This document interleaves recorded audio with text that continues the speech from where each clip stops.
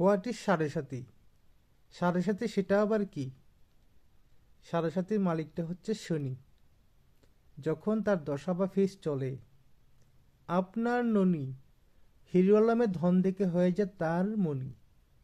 I mean to say, মানে আমি বলতে চাই, নিজের বই তখন আপনার নিজের থাকবে না। হয়তো একই বাসায় থাকবেন, একই ঘরে থাকবেন, দেখবেন সে আপনার পাশে নেই। যেখানে আপনি নিজেই নিজের নন, আপনি বলতে কি, আপনার সমস্ত দেহ ফুরিয়ে গেলে থাকে শুধু আত্মা। তো সাড়ে সাথী যখন চলে, এই শনি সাড়ে সাথীতে আপনার আত্মীয় স্বজন, পাশের লোক, ক্লোজ রিলেটিভ, বন্ধু বান্ধব কেউ আপনার পাশে থাকবে না, সব পাল্টি মারবে। জগৎ জীবন কি সেটা শুনি হারে হারে আপনাকে চেনাবে।